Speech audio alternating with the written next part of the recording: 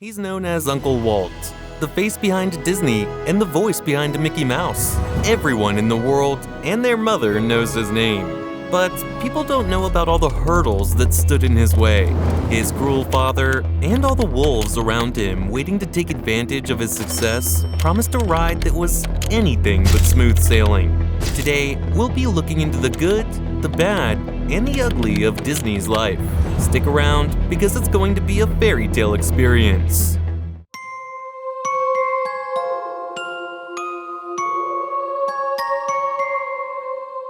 Walter Elias Disney was born on the 5th of December, 1901 in Chicago to a father who was a carpenter, a farmer, and a building contractor, and a mother who was a school teacher. You probably wouldn't be able to tell just by looking at him that the boy would go on to be the most influential man in the world since Leonardo da Vinci. Nobody else expected anything either. With 4 elder siblings, 3 of whom were brothers, Walter was often overlooked and discouraged to try anything that was even slightly outside the box. As you'll come to know, his first hurdle was his own father. When Walt was just 4 years old, his family would move to Marceline, Missouri, where his father would try his hand at farming. His 2 oldest brothers had already moved out of the house at that point, and it seemed that nobody really had enough time for him. Roy, the only child who was left, and both his parents were way too preoccupied with the farm work.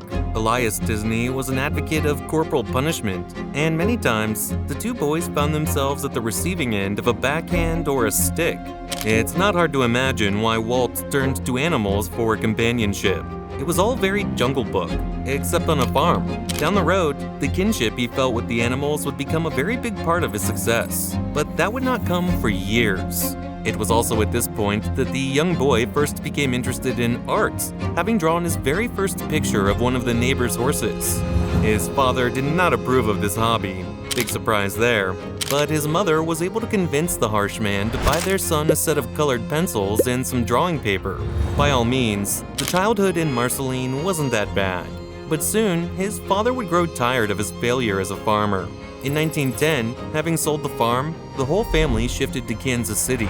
And here, things took a turn for the worse. Walt's life at this point was nothing short of miserable. His father would lose his temper at the slightest provocation, and he would wake Walt and his brother, Roy, up at 4 a.m. to deliver newspapers for his newfound business. Most of the time, Walter was so tired by the time he got to school that he would end up sleeping in many of the classes. On top of that, the strict man wouldn't even let his sons keep any of the money they earned, claiming that boys of their age had nothing to do with it. Because who needs a wicked stepmother when you have a father like this, right? Despite the heavy workload and next to no money in his pocket, the aspiring artist managed to round up enough spare change to take classes at the Kansas City Art Institute and School of Design. But of course, his time would be cut short here as well. In 1917, Elias Disney sold the newspaper business and uprooted his family once again. This time, the destination was back to Chicago. He continued to draw in hopes of making it as a newspaper cartoonist one day, something his father still did not approve of. According to Elias Smith, it wasn't a real job. At least it's good to know parents haven't changed their thoughts on this subject. But Walt was 16 now, and he could make his own decisions. He forged his birth certificate and signed up with the Red Cross to help in France and Germany with the cleanup after the armistice. When he came back to Kansas in 1919, he was ready to take on the world. His father would never approve of his work and even resented his son's soon-to-be success. Walter also never got past their strained relationship and even refused to cut a business trip short when Elias Disney died. But again, we're getting ahead of ourselves. Let's get back to Kansas City, 1919, where Disney had nothing but the pages in his hand and a dream in his heart. Before we go on with Walt's story, I just want to mention that we started an Instagram page. We post several times a day to inspire you to become a millionaire. We also use Instagram to let you participate in new videos and share your ideas quickly. If you like this, I suggest you follow Millionaire's Mind on Instagram. You can find a link to the page in the description.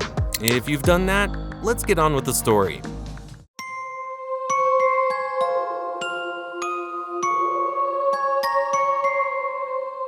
Of course, having a dream doesn't exactly mean it's easy to make it a success. And in Disney's case, he was in with the sharks.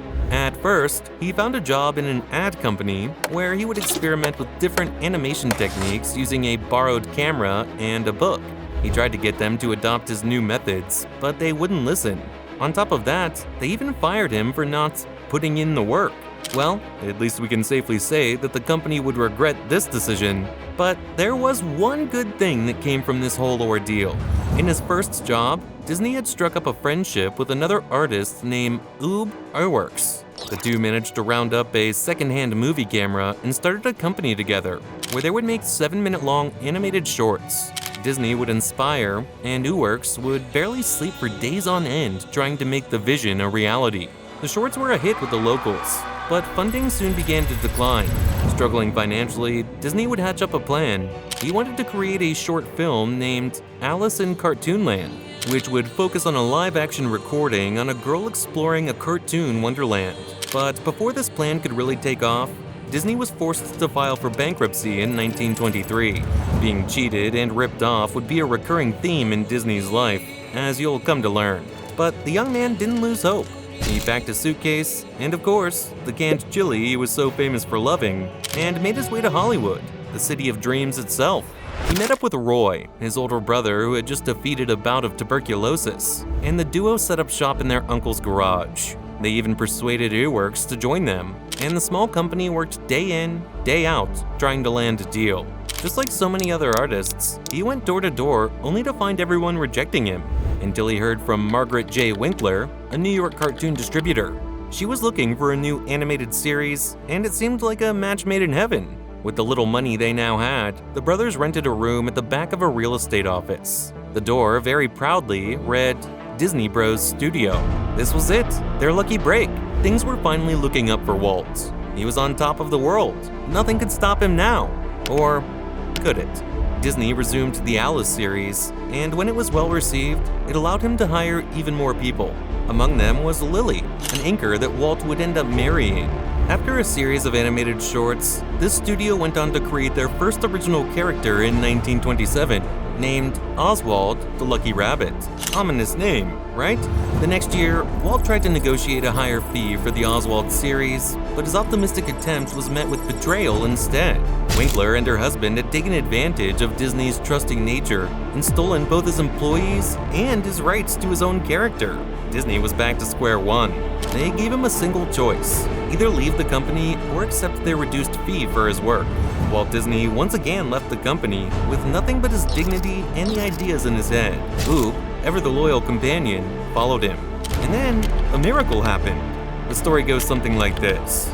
The 27-year-old Disney sat dejected on a train when an idea struck him. It was like a divine revelation, or a fairy godmother smiling on him. He dug out his notepad and hastily sketched his idea. He named it Mortimer the Mouse. But then, his wife called the name boring, and a little rodent was renamed Mickey. The rest, as they say, was history.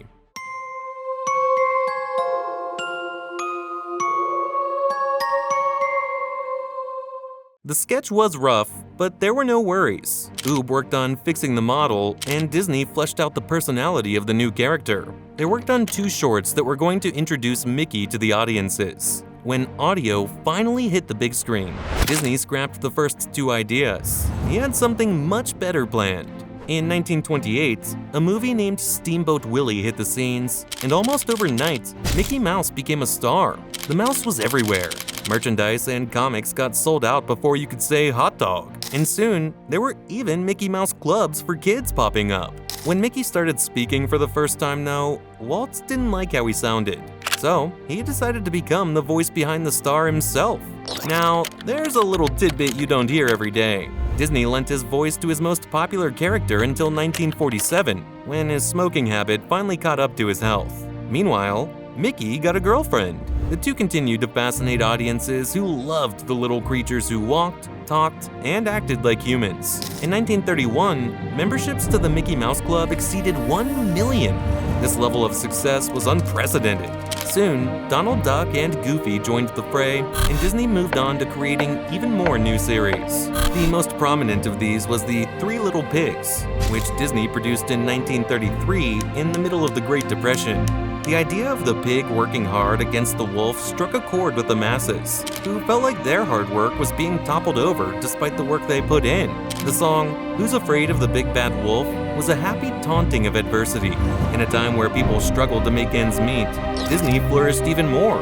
In 1937, Snow White and the Seven Dwarfs was released after a full 3 years of production and managed to endear the studio even more to the masses. Disney was at an all-time high, and at this point, nothing could ever bring it down.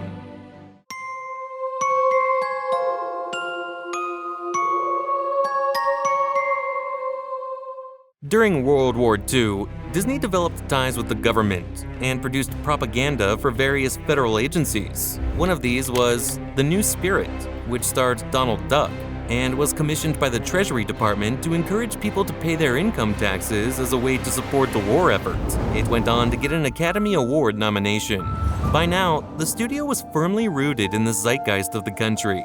In just a matter of decades, it would go on to take over the whole world. Cinderella, Alice in Wonderland, and Peter Pan would all follow within Disney's lifetime. And by the 1950s, Disney had plans to open an amusement park. Disney wanted to create a second iteration of the world's happiest place. Sadly, before construction was complete, his lifelong habit of chain smoking had finally caught up with him. Walt Disney died of lung cancer in 1966. But his brother would not let his work go unfinished and opened the second park in 1971 under the name Walt Disney World. Today, Disney is one of the most recognized names in the world. Nothing has escaped its influence. But despite his legacy, we have to remember that it all began with a boy with a dream and colored pencils on paper in a bedroom. And if you've made it here, you've probably loved this video. Check this one out. See you there.